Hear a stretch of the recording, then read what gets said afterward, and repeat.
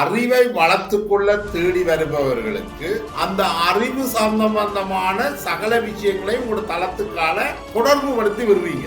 3 லட்சம் பேர் A-level exam எழுதும் பொழுது 45,000 பேர் தான் பல்கலைக்கழகம் இந்த பாதைக்குள்ள போக போறாங்க. அப்ப இந்த மீதி இருக்கக்கூடிய 3 லட்சம் மாணவர்களுக்கான பாதையை தேடி கொடுக்க வேண்டிய ஒரு கட்டாயம் ஒன்று இருக்கின்றது. உயர்கல்வியை எப்படி தொடரலாம் என்பது தொடர்பான ஒரு அவர்களுக்கு வழிகாட்டல் அளிக்கக்கூடிய ஒரு செயலியாகத்தான் நாங்கள் இதை உருவாக்கி இருக்கிறோம். பல்லாயிரக்கணக்கான பல லட்சக்கணக்கான மாணவர்களுக்கும் பயன்படுத்தக்கூடிய வகையில ஒரு விஷயத்தை உருவாக்கி இருக்கிறீர்கள். பாத் ஃபைண்டர் யாழ் பல்கலைக்கழகத்தில 27-28 வயதுல தான் அவர்கள் ஒரு பட்டப்படிப்பை முடித்து வெளியே வருகிறார். ஒரு இளைய வயதினருடைய 3-4 ஆண்டுகள் உழைப்பு இழக்கப்படும். இந்த உங்களுடைய பாத் ஃபைண்டர் இதுல எப்படி உதவி செய்யும் அவர்கள் சொன்னா நேரடியாக கெசட் நோட்டிபிகேஷன்ல வரக்கூடிய எந்த ஒரு இப்படியான வாய்ப்பையும் நாங்க நேர கொண்டு வந்து இந்த தளத்துல பிரதித்துவப்படுத்துறோம். மாணவர்களுக்கு அவர்களுடைய கரியர் பாத்தை முன்னோக்கி கொண்டு செல்வதற்காக இருக்கக்கூடிய பல்வேறுபட்ட வாய்ப்புகளையும் பாதைகளையும் அவர்களுக்கு கியூரேட் பண்ணி ஒரே இடத்துல பார்த்துக் கொள்ளக்கூடிய ஒரு களமாகத்தான் நாங்க இதை இமேஜின் சரியான ஒரு நெருக்கடியான நிலையில இருக்கு. அதாவது என்ன சொன்னா A-level படிச்சு நீங்க யூனிவர்சிட்டிக்கு போனா உண்டு, அப்படி இல்லாட்டி மேசன் வேலைக்கு போ, கடல் தொழிலுக்கு போ, அந்த சம்பிரதாயமான தொழிலுக்கு போக வேண்டிய கட்டாயத்துல இருக்கு. ஆனா இப்ப இந்த தளத்துல நீங்க இலவசமாக உங்களுடைய செட் ஸ்கோரையும் உங்களுக்கு விருப்பமான பாடநெறியையும் தேர்ந்தெடுத்து நீங்கள் அதற்கு எலிஜிபிளா இல்லையா என்பதை உங்களால் இலவசமாக பார்த்துக் கொள்ளும்.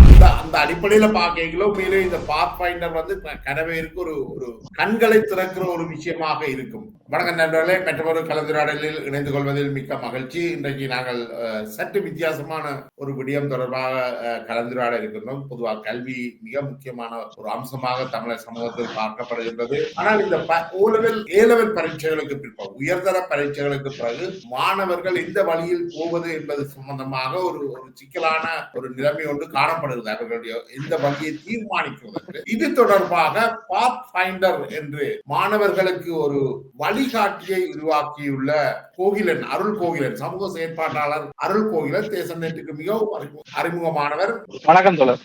என்னென்றால் இப்ப நீங்கள் உருவாக்கி இருக்கிற இந்த பாத் ஃபைண்டர், அதாவது A-level உயர்தர வகுப்பு மாணவர்கள் தங்களுடைய பல்கலைக்கழக பெறுபவர்கள் வந்தவுடன் எவ்வாறு அந்த தெரிவுகளை மேற்கொள்வது என்பது தொடர்பானதுன்னு சொல்லியிருந்தீர்கள். நீங்களே அதை பற்றின ஒரு விளக்கத்தை தாருங்க. அதாவது தோழர், நான் அந்த செயலியை பற்றி சொல்ல முன்னுக்கு அதற்கான தேவையை பற்றி நான் கொஞ்சம் அடுத்துறுத்து சொல்ல விரும்புகிறேன் தோழர். அதாவது என்னன்னு சொன்னா, இன்றைக்கு நாங்க A-level படிக்கக்கூடிய மாணவர்கள் எடுத்துக்கொண்டா அவர்கள் இந்த A-level பரீட்சைக்கு பிறகு எங்களுடைய இப்ப தொழில்நுட்பம் சொல்லி புதிய ஒரு ஸ்ட்ரீம் இந்த ஒரு கடந்த 3 வருடங்களாக இம்ப்ளிமெண்ட் ஆகி கொண்டிருக்கு. அதே போல இந்த A-level தொடர்ந்து பல்கலைக்கழக தேர்வுன்றது 3 லட்சம் பேர் பல்கலைக்கழகத்துக்கு, அதாவது A-level பரீட்சை எழுதுற அந்த நேரத்துல கிட்டத்தட்ட 45,000 மாணவர்கள் தான் பல்கலைக்கழகத்துக்கு போறதுக்குரிய அந்த வாய்ப்பை பெற போறார். பாடநெறியில தங்களுடைய அதே போல அதற்காக எப்படி தங்களை தயார்படுத்திக் கொள்றது, பல்கலைக்கழகத்திற்கு போக முன்னுக்கு அவங்க அந்த இடையில இருக்க காலத்தை எப்படி பயன்படுத்தி கொள்ள முடியும். அதே மாதிரி பல்கலைக்கழகத்திற்கு அவங்க தேர்ந்தெடுக்கிற பாடநெறி, அவங்க அந்த பாடநெறிக்காக அவங்களை தயார்படுத்திக் கொள்வதற்கு தேவையான ஒரு பின்னணியை கொடுக்கிறோம். அதையும் தாண்டி என்னன்னு சொன்னா, இப்ப பல்கலைக்கழகத்துக்கு நேரடியாக, அதாவது இலங்கையில் அரச பல்கலைக்கழகத்திற்கு உள்நுழைவதற்கான வாய்ப்பு கிடைக்காத மாணவர் அவர்கள் என்ன மாதிரியான பாதைகளுக்கூடாக அவர்களுடைய உயர்கல்வியை தொடரலாம். அதாவது இப்ப எங்களுடைய சிறந்த பல்கலைக்கழகமாக இருக்கலாம், அதே போல எங்களுடைய தொழில் பயிற்சி திணைக்களங்களாக இருக்கலாம், அதை போல இருக்கக்கூடிய தனியார் பல்கலைக்கழகங்களாக இருக்கலாம், வெளிநாடுகளில் அவர்களுக்கு கல்வி வாய்ப்புகள் இருக்கலாம். இப்போது இலங்கைக்கு அறிமுகப்படுத்தப்பட்டிருக்கக்கூடிய ஸ்காலர்ஷிப்ஸ் நிறைய இருக்கு. இந்தியாவினால் வழங்கப்படக்கூடிய ஸ்காலர்ஷிப்பாக இருக்கலாம், சைனாவால் வழங்கப்படக்கூடிய ஸ்காலர்ஷிப்பாக இருக்கலாம்.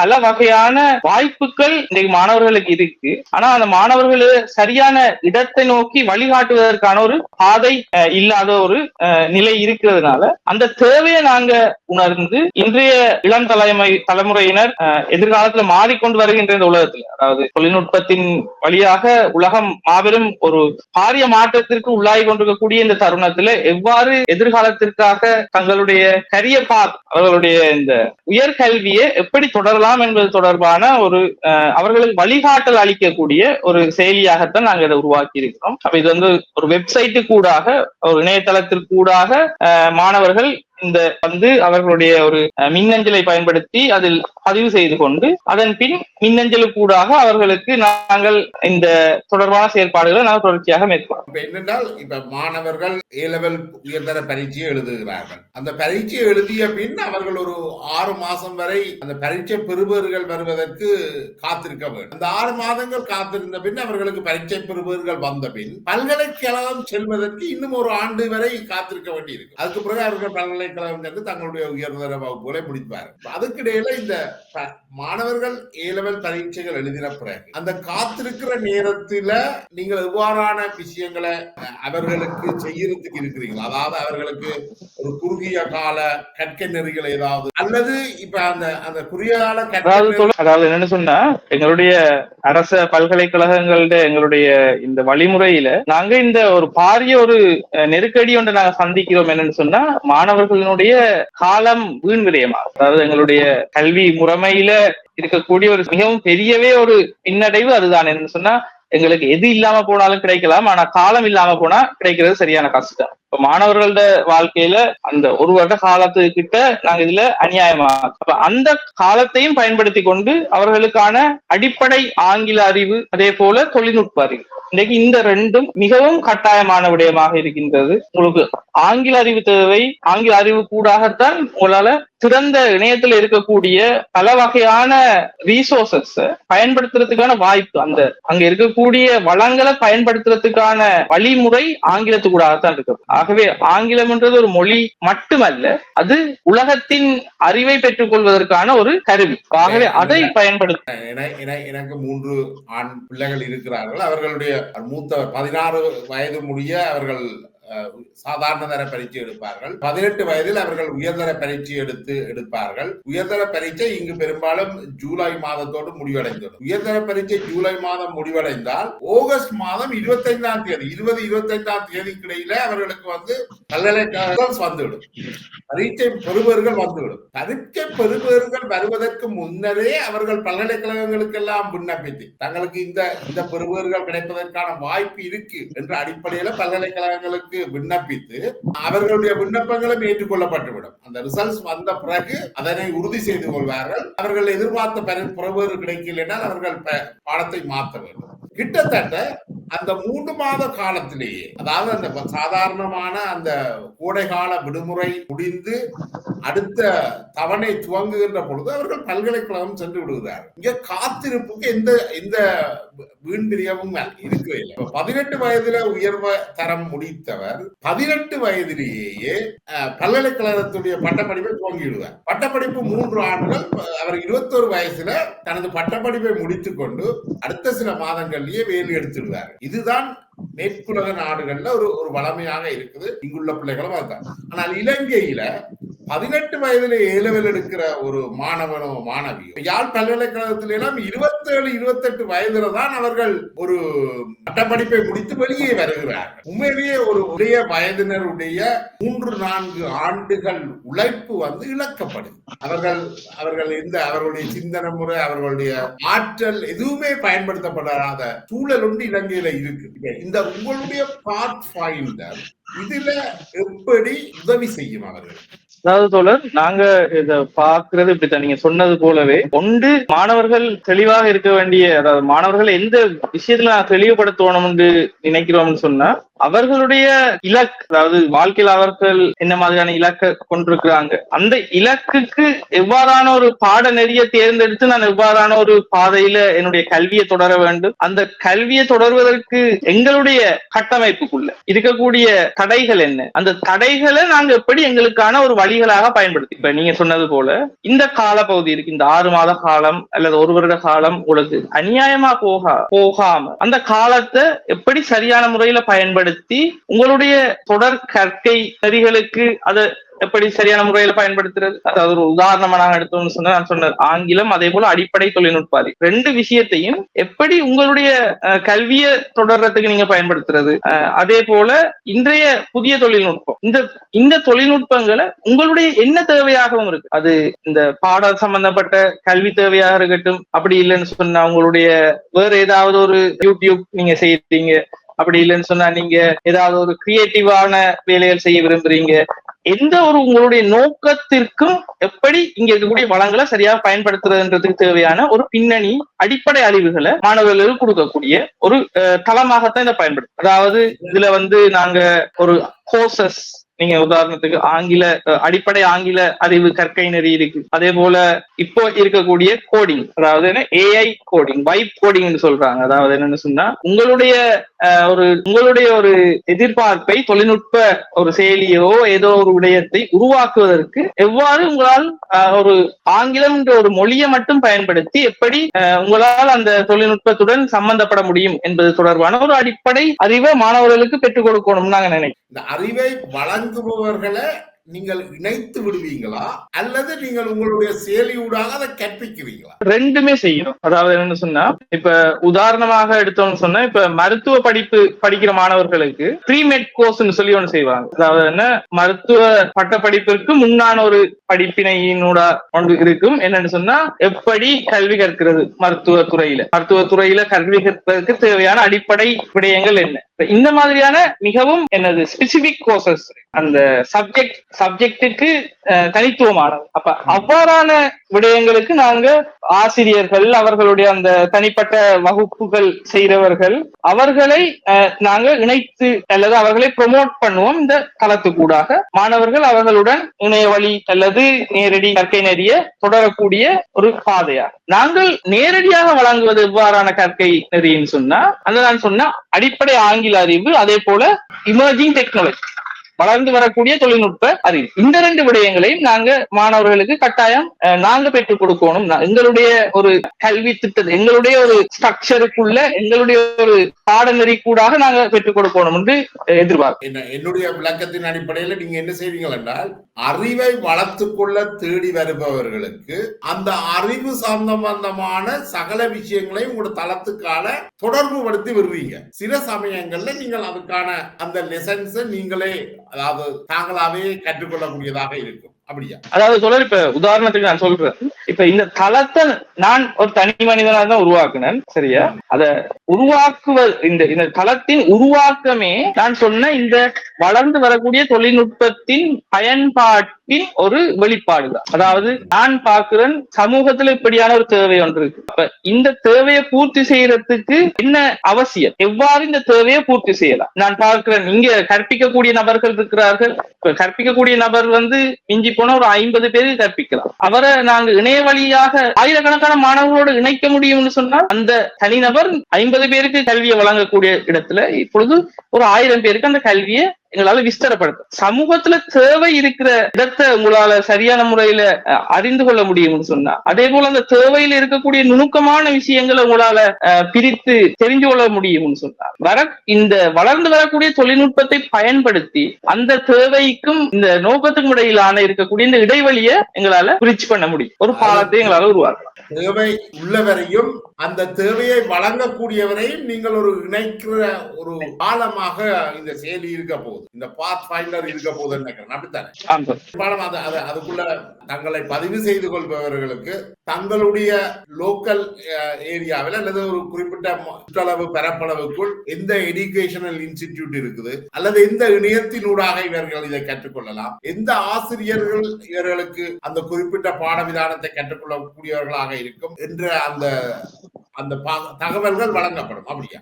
அந்த இன்ஃபர்மேஷன் அந்த எங்களால கியூரேட் பண்ணப்படுகின்றது. அதாவது அந்த தகவல்களை நாங்க நெறிமுறைப்படுத்தி அவர்களுக்கு பெற்றுக் கொடுக்கறதுக்கு ஏற்படுத்தி இருக்கு. அதையும் தாண்டி தோழர், அப்ப அதற்கு மேலாக என்னன்னு சொன்னா, இப்ப பல வாய்ப்புகள் தொடர்ச்சியாக வந்து கொண்டிருக்கு. நீங்க அதான் சொன்ன தோழர், என்ன சொன்னா, இப்ப இந்தியாவுக்கூடாக இலங்கைக்கு அந்த ஒப்பந்தத்தின் அடிப்படையில ஸ்காலர்ஷிப் வழங்கப்பட்டு, சைனாவுக்கூடாக அந்த ஸ்காலர்ஷிப்ஸ் வழங்கப்பட்டிருக்கு, ஜப்பான் அவர்களுடைய விசேட கல்வி விதான திட்டங்களை வழங்குறாங்க. இவ்வாறான எங்களுடைய சாதாரண பல்கலைக்கழக முறைமைப்பு உட்படாத வேற கல்வி வாய்ப்புகள், இந்த வாய்ப்புகளையும் மாணவர்களுக்கு பயன்படுத்தக்கூடிய விதத்துல அவர்களுக்கு அதை தெரிஞ்சு கொள்ளவே முடியாது இருக்கு சில நேரம். அநேகமான மாணவர்கள் அவர்களுடைய அந்த ஃபீல்டுக்குள்ள அது வராது, அதாவது அவர்களுடைய ரேடாருக்குள்ள அது வராது. அப்ப அந்த மாதிரியான வாய்ப்புகளையும் அவர்களுக்கு பெற்றுக் கொடுக்கறதுக்கு முயற்சிக்கிறோம். அதாவது என்ன சொன்னா, நேரடியாக கெசட் நோட்டிபிகேஷன்ல வரக்கூடிய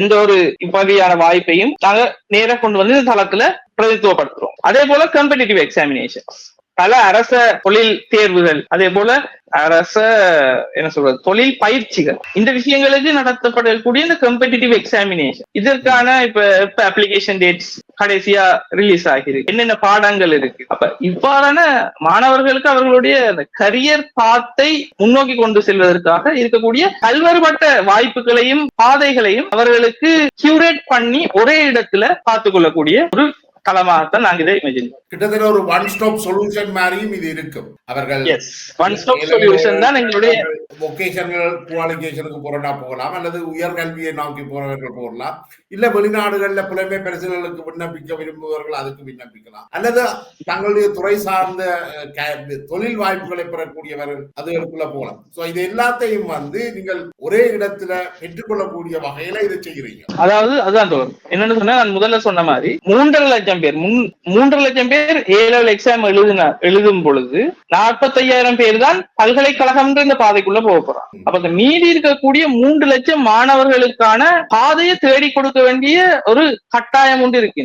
என்ன சொன்னா, அந்த 3 லட்சம் மாணவர்களும் சமூகத்துக்குள்ள ஒன்று உயர்கல்வியை தொடராத நிலையில ஒன்று அவர்கள் தொழில் வாய்ப்பை தேட வேண்டிய ஒரு இடத்துக்குள்ள இருக்கிறாங்க. இப்ப இதுவே இந்த எங்கட மேல் மாகாணத்துல அந்த எங்க பகுதியில கொழும்பை அன்றிய பகுதிகள்ல அது பெரிய பிரச்சனை இல்லைன்னு வைப்போமே. இப்ப வட பகுதியில் இருக்கக்கூடிய முல்லைத்தீவுல கிளிநொச்சியில மாணவர்கள் தொழில் வாய்ப்புன்றது மிகவும் சரியான ஒரு நெருக்கடியான நிலையில இருக்கு. அதாவது என்ன சொன்னா, A-level படிச்சு நீங்க யூனிவர்சிட்டிக்கு போனா உண்டு, அப்படி இல்லாட்டி மேசன் வேலைக்கு போ, கடல் தொழிலுக்கு போ, அந்த சம்பிரதாயமான தொழிலுக்கு போக வேண்டிய கட்டாயத்துல இருக்கு. அங்க பொருளாதார பின்னணி உருவாகி இல்ல, எங்களுடைய தொழிற்சாலைகள் சரியான இடத்துல முன்னேறி வர இல்ல, அதாவது தன்னை இணைத்துக் கொள்வதற்கான ஒரு பொருளாதார செயற்பாடு ஒன்று இல்லாத இடத்துல மாணவர்களுக்கான வாய்ப்பை நாங்க தேடி கொடுப்போம். அதே போல தோழர், நாங்க இதுல இன்னொரு விஷயத்தையும் சொல்லணும். என்னன்னு சொன்னா, தொழில் முயற்சியை எவ்வாறு நாங்க ப்ரொமோட் பண்றோம்.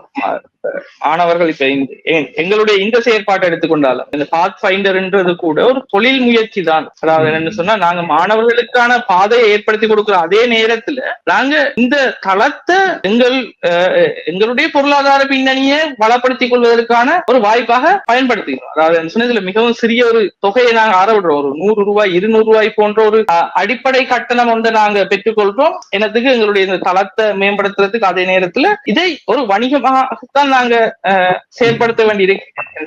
நானும் கன காலத்துக்கு பிறகுதான் நான் ஒரு விஷயத்தை புரிஞ்சுக்கணும் தோழர். என்னன்னு சொன்னா, நாங்க எவ்வளவு அர்ப்பணிப்போட எவ்வாறான செயற்பாடுகள் ஈடுபட்டு இருந்தாலும் நாங்கள் செய்யக்கூடிய செயலுக்கு வந்து ஒரு பெருமதி என்பதை நாங்கள் தீர்மானிக்காட்டி அதற்கான பெருமதி இல்லாமல் போய், அதாவது பெருமதி இல்லாத ஒரு சேவையாக, பெருமதி இல்லாத ஒரு செயலாக போய்விடக்கூடாது. இப்ப இந்த செயலி பற்றின ஒரு விஷயத்துல இன்னொன்றும் இந்த செயலி முக்கியமா செய்ய இருக்கிறதாக குறிப்பிட்டிருந்தீர்கள். அதாவது இந்த பரீட்சை பெறுபவர்கள் வந்தவுடன் மாணவர்கள் வந்து தங்களோட அந்த cut off score set score அதுகளை வச்சுக்கொண்டு எந்த பல்கலைக்கழகத்துக்கு போகலாம், எந்த பாடத்திட்டத்தை தெரிவு செய்யலாம் என்றதையும் சொல்லி இருந்தீங்க. அது எவ்வாறு செயல்பட போகுது? அதாவது என்ன சொன்ன தோழர், இப்ப இந்த செயலியில வந்து 2 டியர் இருக்கு. அதாவது 2 மட்டங்கள்ல பாவனை இருக்கு.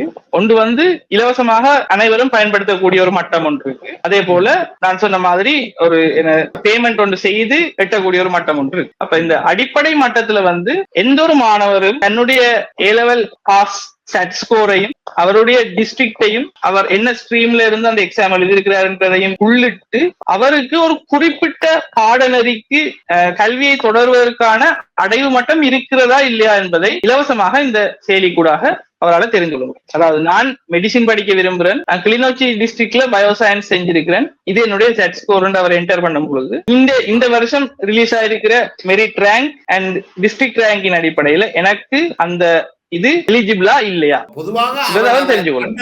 எவ்வளவு காலம் இப்ப தேவைப்படுது? இப்ப வந்து தோழர், அவர் வந்து இப்ப மாவட்டத்தை எடுத்தோம்னு சொன்னா கிளிநொச்சியில ஒபிஷியல் டிஸ்ட்ரிபியூட்டர்ஸ் இருக்கிறாங்க. இந்த யூஜிசி ஹேண்ட் புக்கை விநியோகம் செய்யக்கூடிய விநியோக முகவர். அந்த விநியோக முகவர்கிட்ட தான் அந்த புத்தகத்தை கொள்வனவு செய்ய முடியும். 1000 ரூபாய் செலவு செய்து அந்த புத்தகத்தை கொள்வனவு செய்து அந்த புத்தகத்துல இருக்கக்கூடிய அட்டவணையின் அடிப்படையில் அவர் தனக்கு அந்த கட் ஆஃப் ஸ்கோர் காணுமா இல்லையா என்றதை தீர்மானிக்கிறார். அப்ப இதுல 2 விஷயம் நடக்குது. என்னன்னு சொன்னா தோழர், 1000 ரூபாய் செலவழித்துத்தான் அந்த புத்தகத்தை அவரால் பெற்றுக்கொள்ள முடியும். அதற்கூடாகத்தான் அந்த தன்னால தான் அடைவு மட்டத்தை எட்டி இருக்கிறனா இல்லையா என்பதை அவரால் தெரிந்து கொள்ள முடியும். ஆனா இப்ப எங்களுடைய இதுல எந்த ஒரு மாணவர், இப்ப அநேகமான மாணவர்கள் தாங்க பாஸ் பண்ணுவோம்ன்ற ஒரு நம்பிக்கை இல்லை, ஒரு 2B ஒரு C தான் எனக்கு வரும்னு சொன்னா அவர் அந்த புத்தகத்தை வாங்க மாட்டேன். ஏன் 1000 ரூபாய் செலவழிப்பான்னு சும்மா மாணவர்கள் நினைக்கிற ஒரு விதத்தை நான். ஆனா அப்படி ஒரு நிலைமை இருக்கு, அப்படியும் ஒரு நிலைமை இருக்கு. ஆனா இப்ப இந்த தளத்துல நீங்க இலவசமாக உங்களுடைய செட் ஸ்கோரையும் உங்களுக்கு விருப்பமான பாடநிலையையும் தேர்ந்தெடுத்து நீங்கள் அதற்கு எலிஜிபிளா இல்லையா என்பதை உங்களால் இலவசமாக பார்த்துக்கொள்ளும். பேட் வெர்ஷன்ல என்ன செய்யலாம்னு சொன்னா, சரி அந்த அடைவு மட்டத்துக்கு உங்களுடைய செட் ஸ்கோருக்கு பட்டாதி அத எலிஜிபிள் கோர்சஸ் இது உங்களால அடைவு மட்டம் உங்களுக்கு போதாம இருந்தாலும் உங்களுக்கு இந்த பாடநெறிகளை தொடர்வதற்கான அடைவு மட்டம் போதியதாக இருக்கின்றது. அப்படி இல்லாட்டி உங்களுக்கு எந்த ஒரு இந்த அடைவு மட்டமும் இல்லைன்னு சொன்னாலும் உங்களுக்கு அதுக்கு பிறகு என்ன சொல்றது, ரீகரெக்ஷனுக்குரிய ஆப்ஷன் ட்ரை பண்ண போறீங்களா இல்லாட்டி அதற்கான பாதையும் இதுல இருக்கு. இதற்கூடாகவே அவர்களால் நேரடியாக அதையும் தேர்ந்தெடுக்க முடியும். அது அவர்களுக்கு தேவைன்னு சொல்லி நினைப்பார்களா இருந்தார். இப்ப அந்த நிலையில அவர் பல்கலைக்கழக பாடநெறி ஒன்றுக்கும் அவர் தேர்ந்தெடுக்கப்படவில்லை, அதற்கான அடைவு மட்டம் போதாத நிலையில அவர் ஒரு பிரீமியம் யூசராக இருப்பாரா இருந்தார். அவருக்கு என்ன செய்யலாம்னு சொன்னா, கண்டினியூஸா அவருக்கான அப்டேட்டுகள் நாங்க வழங்கி கொண்டிருக்கோம். புதியதாக ஒரு காம்படிட்டிவ் எக்ஸாமினேஷன் வந்திருக்கு, என்ன சொல்றது, இந்த இப்ப கிட்டடியில வந்த எக்ஸாமினேஷன் பதிவு செய்திருந்தால் அவருக்கு அந்த தகமை இருந்தால் நீங்கள் இந்த பரீட்சையை பற்றி அவர்களுக்கு அறிவிப்போம். அவர்களை நேரடியாக மின்னஞ்சலூடாக வரி உள்நாட்டு இன்லேண்ட் ரெவென்யூ டிபார்ட்மெண்ட்டுக்கான டாக்ஸ் ஆபீசர்ஸ் காம்படிட்டிவ் எக்ஸாமினேஷன் அறிவிக்கப்பட்டிருக்கின்றது. இந்த டேட்ல ஜெனரல் நாலேஜ் எக்ஸாம் நடக்கும். அதுக்கான அப்ளிகேஷனை விண்ணப்பிக்கிறதுக்கான படிவம் கொடுக்கும். அப்ப அந்த மாதிரி இப்ப ஸ்ரீலங்கா ஏர்லைன்ஸ்ல கெபின் க்ரூ தொடர்பான ஒரு விண்ணப்பம் ஒன்று கோரியிருந்தாங்க. அப்ப அந்த விண்ணப்பம் தொடர்பான செய்தியை நாங்கள் நேரடியாக அந்த மாணவருக்கு அனுப்பும். இது உண்மையிலேயே இப்ப நாங்கள் வாழ்றது ஒரு தகவல் உலகம். தகவல் அவங்க சொல்லுவாங்க, information is wealth, information is weapon. கிட்டத்தட்ட தகவல் வலு முக்கியமானது. தகவல் இல்லாதால்தான் பலரும் தங்களுடைய வாழ்க்கையில பல இது விஷயங்களை இழக்கிறதையும் நாங்கள் பார்த்திருக்கிறோம். அந்த வகையில இது ஒரு, ஆனால் இந்த இப்ப நீங்க சொல்ற இந்த விஷயம் எல்லாமே ஒரு உங்களுடைய கனவா அல்லது இது ஒரு வடிவம் பெற்று அவர்கள் பயன்பாட்டுக்கு எப்ப வரும்னு நினைக்கிறீங்க? நான் செஞ்சுட்டோம். அதாவது என்ன சொன்னா, இந்த இணையதளம் ஏற்கனவே இருக்கக்கூடிய பல்வேறு இடங்களில துண்டாடப்பட்டு இருக்கக்கூடிய ரீசோர்சஸ் நாங்க ஒரு இடத்துல கம்பைல் பண்ணிருக்கோம். அவ்வளவுதான் நான் செஞ்சிருக்கேன். மிகவும் நீங்கள் ஊபர் கார் கனவே வச்சிருக்கணும். கார் அந்த நேரத்துக்கு தேவையானாக்கள் பல பேர் தெருவோரங்கள் இருக்கணும். நீங்கள் தொடர்புபடுத்தி விடுறீங்க. ஒரு ஊபர் கம்பெனியோ அல்லது ஒரு பிக்மியோ அல்லது ஊபர் ஈட் என்று சொல்லப்படுற இந்த விஷயங்கள் மாதிரி இது ஒரு எஜுகேஷனல் பாத் பாயிண்டர். நீங்க சரியா சொன்னீங்க தோழர், நீங்க மிகவும் சரியா சொன்னீங்க. ஏன்னு சொன்னா தோழர், நான் இதுல பின்னணியையும் நீங்க சொன்ன அந்த கருத்திலையும் விளக்கத்தை நான் தெளிவாக, இப்ப நான் என்ன எடுத்துக்கொண்ட நிலையில நான் மருத்துவ கல்லூரிக்கு தெரிவாகி நான் மருத்துவம் படிக்கிறேன். ஆனா உண்மையில இந்த தெரிவுக்கு பின்னால, என்னுடைய இந்த கல்விக்கு பின்னால இருந்த விஷயம் என்னன்னு சொன்னா, இந்த சமூகத்தின் ஒரு மனநிலை ஒன்று இருக்கு. சமூகத்துல எல்லாருமே ஒரு பொருளாதார ஸ்திரத்தன்மையும் ஒரு பாதுகாப்பையும் சமூக பாதுகாப்பையும் எதிர்பார்த்துத்தான் தங்களுடைய வாழ்க்கையை தீர்மானிக்கும். அவங்க என்ன கல்வியை தொடரணும், அதே மாதிரி அவங்க என்ன மாதிரியான ஒரு வாழ்க்கை முறையை வாழணும்ன்றத அவங்க தீர்மானிக்கிறாங்க சமூகத்துக்குள்ள ஏற்கனவே இருக்கக்கூடிய முன்னெடுக்கப்பட்ட முடிவுகளின் அடிப்படை. ஆனா நான் ஒரு பொழுதும் மருத்துவம் படிக்கிறதுக்கு விரும்பின ஒரு ஆள் இல்லை. நான் மொலக்கியூலர் பயாலஜி அண்ட் பயோடெக்னாலஜி, அதாவது ஒரு சயின்டிஸ்ட் ஆகணும்ன்றதுதான் என்னுடைய கனவா இருந்தது. ஆனா அதே போல அந்த தருணத்துல எனக்கோ வழிகாட்டுறதுக்கு, அதாவது என்னுடைய ஸ்கூல்ல எனக்கு முன்னது மெடிசின் படிச்சவங்க சொல்லி ஆரம்பிக்கும். அப்ப பல்கலைக்கழகம் என்னென்றே எங்களுக்கு தெரியாது. நான் ஒரு முதலாவது தலைமுறை பட்டதார். அப்ப அப்படியான ஒரு நிலையில எந்த ஒரு வழிகாட்டலும் இல்லாம மருத்துவம்ன்றது என்னன்னு தெரியாம மருத்துவ கல்லூரிக்குள்ள போய் சிக்கி நான் படாத பாடுபட்டேன். அது என்ன சொன்னா, மருத்துவ கல்வி படிச்சு மருத்துவத்துல படிப்பை விட ஒரு மருத்துவர்கிட்ட எதிர்பார்க்கப்படுற பல விஷயங்கள், ஒரு மருத்துவர் இருக்க வேண்டிய அந்த டெடிகேஷன், அந்த அவர் எவ்வளவு அர்ப்பணிப்போட செயற்படணும், அவர்கிட்ட இருக்க வேண்டிய டிசிப்ளின், அவருக்கான குணாதிசயங்கள், அவர் நடையுடை பாவனை, முக தோற்றத்திலிருந்து பல விடயங்கள் எதிர்பார்க்கப்படுகின்றது மருத்துவரிடமிருந்து. அடியில நடந்த விஷயங்கள்ல பார்க்கும் பொழுது நாங்க நிறைய அதை சந்திக்கும். இப்படியான ஒரு நிலையில நான் இப்ப மருத்துவம் படிச்ச பிறகும் நீ இன்னொரு பக்கத்துல போய் முடிவை சந்திப்பாங்க. என்னன்னு சொன்னா, நான் மருத்துவம் படிச்சு எனக்கு 1 லட்சம் ரூபாய் என்னுடைய அடிப்படை சம்பளமா கிடைக்குதுன்னு வைங்க. நான் கிரேட் 2, 3 போய்க்குள்ள 1.5 லட்சம் 2 லட்சம் ரூபாய் சம்பளம் கிடைக்குது. ஆனா அதையும் கடந்து அங்கால நீங்கள் ஒரு தொழில் முயற்சியாளராக நீங்கள் ஒரு தனியார் கிளினிக் போட்டாத்தான் உங்களுக்கு உண்மையில ஒரு என்ன சொல்றது, உங்களுடைய கரியர்ல நீங்க அடுத்தடுத்த இடங்களை நோக்கி போவீங்க. அப்ப உண்மையில இதுல பின்னணி என்னன்னு சொன்னா, எங்களுடைய சமூகத்துல தேடல் பொருளாதார சுயாதீன தன்மையாக இருக்கும்னு சொன்னா, அந்த சுயாதீன தன்மையை பெற்றுக்கொள்வதற்கான பாதை ஒன்றுதான் என்று அல்ல. அதற்கு பல வகையான பாதைகள் இருக்கின்றன. உங்களுடைய இலக்கு உங்களுக்கு தெரியும்னு சொன்னால், இலக்கை சென்றடைவதற்கு 1000 பாதைகள் இருக்கின்றன. அந்த பாதையை கண்டறிவதற்கு உங்களுக்கு தேவையான விடயம் என்ன? உங்களுடைய அடிப்படை அறிவு, அதே போல வளர்ந்து வரும் தொழில்நுட்பத்துடன் நீங்கள் எவ்வாறு சம்பந்தப்படுறீங்க, அதாவது உலகம் உங்களுக்கு உருவாக்கி தரும் கருவிகளை எப்படி உங்களுடைய தேவைகளையும் உங்களுடைய நோக்கங்களையும் பூர்த்தி செய்ய நீங்க பயன்படுத்திக்க முடியும். அப்ப இந்த தளம் எக்ஸ்பெரிமெண்ட் என்ன, இந்த டெக்னாலஜியை பயன்படுத்தி எங்களால இந்த தேவையை பூர்த்தி செய்ய முடியுமா, அவ்வாறு பூர்த்தி செய்ய முடியுமா இருந்தா அதை பயன்படுத்தி எங்களால ஒரு பொருளாதார பின்னணியை ஏற்படுத்திக் கொள்ள முடியும். அதனூடாக எங்களுடைய தொடர் சமூக செயற்பாட்டிற்கு எங்களால பங்களிக்க முடியும். சாதாரணமாக புலம்பெயர்ந்த நாடுகள்ல இருந்து நூற்றுக்கணக்கான ஆயிரக்கணக்கான பவுன்கள் டாலர்கள் இங்கு செலவழிக்கப்படுகின்றது. ஆனால் உண்மையிலேயே இது தேவையானவர்கள்ட்ட இது போய் சேர்வதில்லை. இது சில வேளை ஒரே நபர்கிட்ட திருப்பி அதை எப்படி கையாளலாம் என்று தெரிந்தவர்கள் அதனை வெகு லாகவமாக கையாளுகிறார்கள். தெரியாதவர்கள் கிராமங்கள்ல இதை பற்றின எந்த அறிவுமே இல்லாமல் மிகவும் மனவர்த்தமான நிலையில வாழ்கின்றார். அந்த அடிப்படையில பார்க்கல மேலே இந்த பாத் ஃபைண்டர் கனவேருக்கு ஒரு கண்களை திறக்கிற ஒரு விஷயமாக இருக்கும். உலகத்திலே எங்களுக்கு என்னென்னெல்லாம் இருக்குது, அவர்கள் இலங்கையிலும் கேட்கலாம், இந்தியாவிலும் கேட்கலாம், மலேசியாவிலும் கேட்கலாம், அதற்கு அப்பாலும் கேட்கலாம்.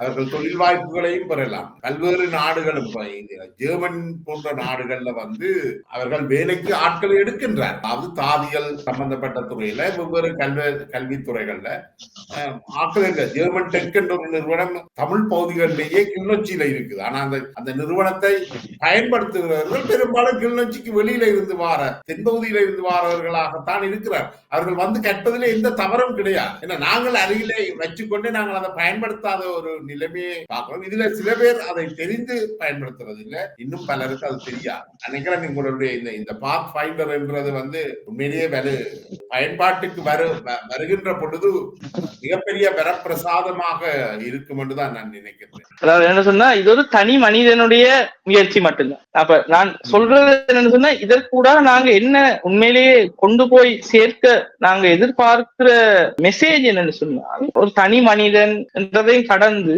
ஒரு சிந்தனை. நாங்க ஒவ்வொருத்தருக்கும் கொடுக்க விரும்புறது ஒரு சிந்தனை. ஒரு என்ன, உங்களால சரியாக சமூக ஓட்டத்தை, சமூகத்தின் தேவையை புரிந்து கொள்ள முடியும்னு சொன்னா, அதற்கு உங்களுடைய நுண்ணறிவை பயன்படுத்தி சரியான முறையில் if you can have the correct approach for that, even one single person can make a difference. அது ஒருத்தருக்கு உதவி செய்தாலும் அது எங்களுக்கு ஒரு மாபெரும் வெற்றி தான். ஆனால் இதை நான் சரியான முறையில பயன்படுத்துவோமா இருந்தால் இன்னும் பல பேருக்கு இதுல லாபம் இருக்குன்னு நான் நம்புறேன். அதாவது மாணவர்களுக்கும் அதை பயன்படுத்துறவர்களுக்கும். இளைஞர்கள் எதிர்பார்ப்பு இழந்து போய் இருக்கிறது தான் இன்னைக்கு எங்களோட சமூகத்தில் இருக்கக்கூடிய மிக கொடூரமான பல விஷயங்களுக்கு காரணம். குறையோடி போயிருக்கக்கூடிய போதைப் பொருள் பாவனையாக இருக்கட்டும், அதே போல பாலியல் தொடர்பான பிரச்சனைகளாக இருக்கட்டும். இளம் சமுதாயம் எதிர்பார்ப்பு இழந்து போயிருக்கு. இந்த இளம் சமுதாயம் தன்னால் ஒரு மாற்றத்தை ஏற்படுத்த முடியாது என்ற ஒரு அந்த என்ன சொல்றது, ஒரு டிஃபீட்டிஸ்ட் மனநிலை, ஒரு பெசிமிஸ்டிக் மைண்ட் செட்டுக்குள்ள அகப்படும்.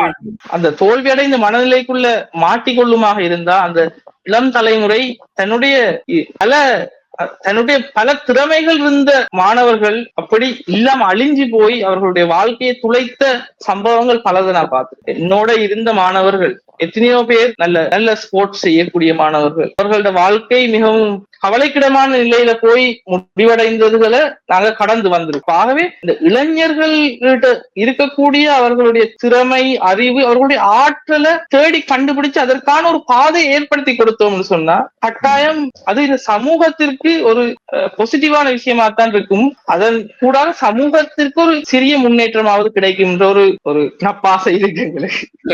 இது ஒரு உண்மையிலேயே நீங்க செய்திருக்கிறது ஒரு மிகப்பெரிய விஷயம் நான் நினைக்கிறேன். இப்ப மார்க் சுக்கர்பர்க் வந்து பேஸ்புக் முகநூலை அறிமுகப்படுத்துகின்ற பொழுது அவர் தனியத்தான் செய்தார். அது ஒரு பல்கலைக்கழக மட்டத்துல தன்னுடைய பல்கலைக்கழக கல்வியையே வேண்டாவிட்டு போய்த்தான் அதை இது இருந்தார். அதே போல இன்னைக்கு நாங்கள் பயன்படுத்திக் கொண்டிருக்கின்ற சமூக வலைத்தளங்கள் இருக்கட்டும், எக்ஸ் தளமாக இருக்கட்டும் அல்லது ட்விட்டராக இருக்கட்டும், இது எல்லாமே தனிநபர்களின் சிந்தனையில இருந்தால் உதித்தது. அதுவும் அவர்கள் மக்களுடைய வெவ்வேறு தேவைகளை எவ்வாறு தேவையை வழங்கக்கூடியவர்களோட இணைக்கிறது அல்லது தங்களுடைய அறிவை எவ்வாறு பகிர்ந்து கொள்வது என்ற அடிப்படையில தான் அது எல்லாமே உருவாக்கப்பட்டிருக்குது.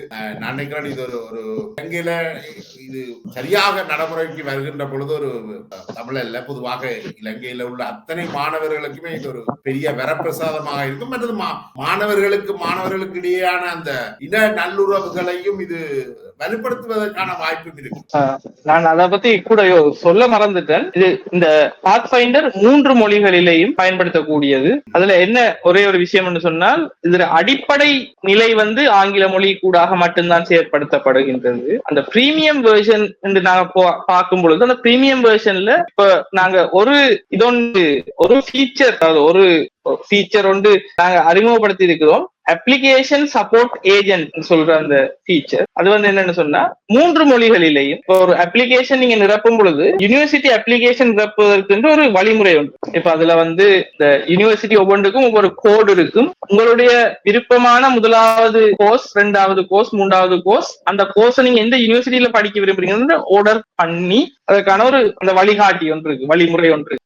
அப்ளிகேஷன் சப்போர்ட் ஏஜென்ட்ன்றது என்னன்னு சொன்னா ஒவ்வொரு துறை சம்பந்தப்பட்டும் ஒவ்வொரு பாடநெறி சம்பந்தப்பட்டும் நேரடியாக கேள்வி கேட்டு பதிலை பெற்று அந்த தீர்மானங்களை எடுக்கக்கூடிய ஒரு சாட்பாட். அது தமிழ் மொழியாக இருக்கட்டும், சிங்கள மொழியாக இருக்கட்டும், ஆங்கிலமாக இருக்கட்டும். இப்ப மொலகுலர் பயாலஜி என்ற கோர்ஸ், அந்த கோர்ஸ் தொடர்பாக நீங்க அந்த சாட்பாட் கிட்ட நேரடியாக கேள்விகள் கேட்கலாம். இது எந்த யூனிவர்சிட்டியில இருக்கு, கொழும்புல மட்டும்தான் இருக்கா, அதுல என்னென்ன பாடங்கள் கவர் ஆகுது, அதுல எத்தனை செமஸ்டர் இருக்கு, அப்படி நீங்க நேரா அந்த சாட்பாட்டோட பேசி அதுல இருந்து நீங்க இன்ஃபர்மேஷனை எடுத்துக்கொள்ளலாம். அது 3 மொழிகளிலையும் செயற்படுத்தப்படும்.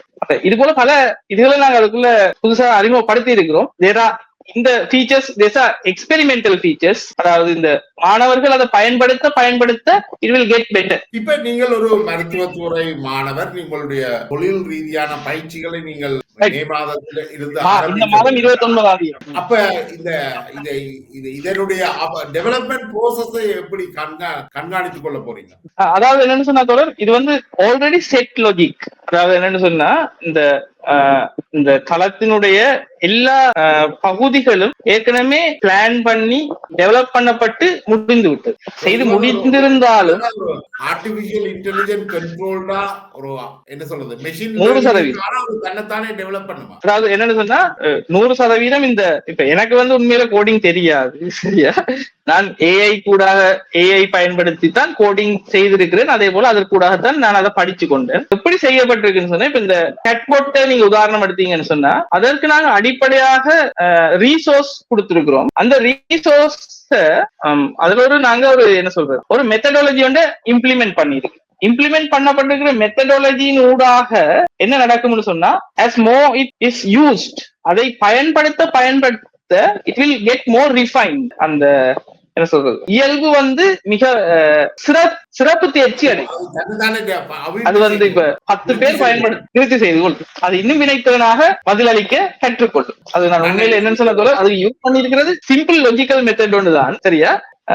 ஆனா அது வந்து என்னன்னு சொன்னா, நான் வந்து அந்த மெத்தடாலஜியை வந்து எங்களுடைய கல்வி அமைச்சிற்கு நான் ஒரு என்ன சொல்றது முன்மொழிவாக முன் வச்ச ஒரு விஷயத்தை தான் இப்ப நான் இதுல இம்ப்ளிமெண்ட் பண்ணியிருக்கேன். போன வருஷம் டிசம்பர் மாதத்துல வந்து நான் எதிர்காலத்துல கல்வி அமைச்சு இதனை எடுத்துக்கொள்றதுக்கு வாய்ப்பு இருக்கும். எடுத்துக்கொள்ளுங்கிறது பெரிய சந்தோஷம்.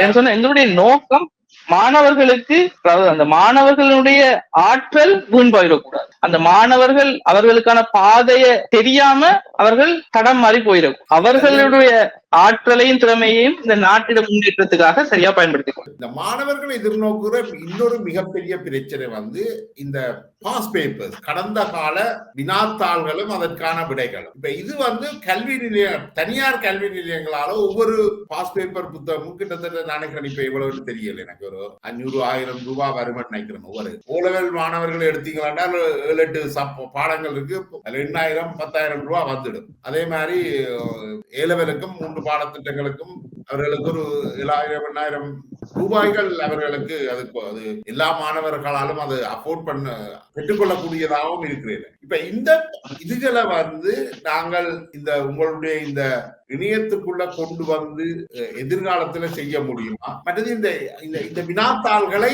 அவர்கள் தாங்களே தங்களுக்குரிய நேரத்தை குறித்து அந்த பரீட்சையை செய்து ஆட்டோமேட்டிக்காகமா அது அந்த தலைமை அவர்களுக்கு விடைகளை செய்து காட்டுற மாதிரியான ஒரு விஷயத்தை எதிர்காலத்துல செய்யக்கூடியதாக இருக்குமா? அதை பற்றி யோசிச்சிருக்கீங்க? நான் ஏற்கனவே இதை பத்தி யோசிச்சேன் தோழர். அதாவது என்ன சொன்னா, நாங்க இதை எந்த இடத்துல யோசிச்சோம்னு சொன்னா, இப்ப இதே விஷயம் பல்கலைக்கழகத்துல இன்னொரு மாதிரி நடக்கும். அப்படின்னு சொன்னா, இப்ப எங்களுக்கு ஏலெவல் வினாத்தாள் வந்து பரவலாக பெற்றுக்கொள்ளக்கூடியதா. போன வருஷம் ஏலெவல் என்ன வினாத்தாள் கேள்வி கேட்கப்பட்டது, அதற்கான விடைகள் ஒவ்வொரு பதிப்பகங்கள் ஒவ்வொரு மாதிரி விடைகள் எழுதி அமைச்சிருந்தாலும் மார்க்கிங் ஸ்கீம்னு சொல்லி ஒன்று கட்டாயம் பப்ளிஷ் பண்ணப்பட்டிருக்கும். அதே போல வினாத்தாட்கள் பப்ளிஷ் பண்ணப்பட்டிருக்கு. ஆனா பல்கலைக்கழகத்துக்கு நீங்க வந்தீங்கன்னு சொன்னா, இப்ப முக்கியமா மருத்துவ கூடத்துக்கு நீங்க வந்தீங்கன்னு சொன்னா பாஸ் பேப்பர் ஒன்று நீங்க காண்டே பிடிக்கணும். என்ன சொன்னா, பாஸ் பேப்பரை வந்து பாஸ் பேப்பர் வெளியில போகாத அளவுக்கு தான் அவர்களால அந்த பரீட்சையினுடைய கன்சிஸ்டன்சியை மெயின்டைன் பண்ண முடியும். ஆகவே அவர்களுடைய டேர்ம் எக்ஸாமா இருக்கட்டும், அந்த எக்ஸாம் ஹோலுக்குள்ள நீங்க எழுதுற பேப்பரை வெளியில கொண்டு போக முடியாது, வாங்கித்தான் விடுவாங்க. அப்ப நாங்க என்ன செஞ்சோம்னு சொன்னா, இப்ப பழமையா மாணவர்கள் பயன்படுத்த ஒரு மெத்தட் வந்து என்னன்னு சொன்னா, ஒவ்வொருத்தரும் எல்லாரும் கேள்வியை ஞாபகம் வச்சிருக்கணும். ஆனா ஓர்டர்ல ஒவ்வொருத்தரும் ஒவ்வொரு எம்சிக்கு போயிட்டு ஞாபகம் வச்சிருக்கோம். அப்ப முதல் நாள் அந்த பட்ச் ரெப்புக்கு வந்து பெரிய ஒரு வேலை இருக்கும். பெரிய ஒரு பந்தி கணக்குல அடிச்சு குரூப்ல போடுவாரு. முதலாவது நம்பர்னு சொன்னா நீங்க முதலாவது கேள்வியில முதலாவது ஆன்சரை ஞாபகம் வச்சிருக்கோம், 2வது இன்ரோல் நம்பர் இதை ஞாபகம் வச்சிருக்கணும். அப்படி மாணவர்கள் அனைவரும் சேர்ந்துதான் அந்த எக்ஸாம் பேப்பரை கடைசியில பகுதியா கொண்டு வந்து அசெம்பிள் பண்ணுவாங்க ஒரு எக்ஸாம் பேப்பர். அப்ப அதுல கடைசியில பார்த்தா எப்படியும் குறைகள் நிறைய இருக்கும். 4-5 பேர் ஒண்ணு ஞாபகம் வச்சிருக்க மாட்டாங்க. அப்ப ஒரு கேள்வி இருக்கும், அதுல 4 ஆன்சர் இருக்கும், ஒரு ஆன்சர் இருக்காது. அப்படி பல பிரச்சனைகள் இருக்கு. அப்ப நாங்க இதை பத்தி யோசிச்சோம். நாங்க இதை சரியா இம்ப்ளிமெண்ட் பண்ணோம்னு சொன்னா அந்த கலெக்டிவ் நாலேஜ் ஒரு இடத்துல கொண்டு வந்து அந்த பேப்பரை ஆர்கைவ் பண்ணிடலாம். அப்ப நான் என்ன யோசிச்சேன்னு சொன்னா, இப்ப இமேஜிங் டெக்னாலஜிய வருகின்ற இளம் தலைமுறைக்கு எப்படி பயன்படுத்துறதுன்னு சொல்லி கொடுத்தா, இப்ப நீங்க சொன்ன மாதிரி வரக்கூடிய புதிய அப்ளிகேஷன்ஸ அவர்களினால உருவாக்க முடியும். நாங்க என்ன யோசிச்சோம்னு சொன்னா, இந்த வரக்கூடிய இளம் தலைமுறையினருக்கு இந்த டெக்னாலஜிக்கல் பேக்ரவுண்ட நாங்க கொடுக்கணும். இந்த தொழில்நுட்ப பின்னணியை நாங்க கொடுத்தோம்னு சொன்னா அவர்களுடைய தேவைகளை பூர்த்தி செய்வதற்கு தேவையான இந்த தொழில்நுட்ப அவர்களே உருவாக்கிக் கொள்வார். அதாவது மீன் பிடிக்கிறதுக்கு அவனுக்கு மீன் கொடுக்காத தூண்டில் கொடுக்கின்றதுதான் நாங்க யோசிக்கிறோம்.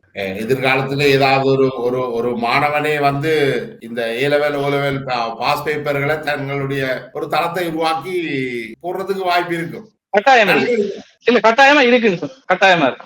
நான் நினைக்கிறேன் அது மட்டுமல்ல, பல்வேறு இந்த கல்வி இலகு வழி கல்விக்கான பல்வேறு வாயில்களையும் அவர்கள் திறப்பார்கள் என்ற அந்த புள்ளியோடு நாங்கள் நீண்ட உரையாடலை முடிவு கொண்டு வரலாம் நினைக்கிறேன். ஒரு மிக முக்கியமான ஒரு விஷயத்தை பல லட்சக்கணக்கான மாணவர்களுக்கும் பயன்படுத்தக்கூடிய வகையில ஒரு விஷயத்தை உருவாக்கி இருக்கிறீர்கள், பாத் ஃபைண்டர். இதை பற்றின எங்களுடைய உரையாடலுக்கு மத்தியில அதையும் நீங்கள் பார்த்து கொண்டுலாம் அதுக்கான இணையதளங்களையும் நாங்கள் இதுல வெளியிடுவோம் என்று சொல்லி, கோகிலன் உங்களுடைய இந்த நீண்ட நேர உரையாடலுக்கு கருத்துக்களை முன்வைத்தமைக்கும் மிக்க நன்றி. உங்களுடைய மருத்துவ தொழில் ரீதியான கற்கனர்களையும் முடித்துக் கொண்டு நீங்கள் மருத்துவராக மிக விரைவில் உங்களை எதிர்பார்க்கின்றோம். நன்றி தோழர். இந்த மாத முடிவுல நியமனம் பெறத்துக்கு தயாராக இருக்கு. வாழ்த்துக்கள்.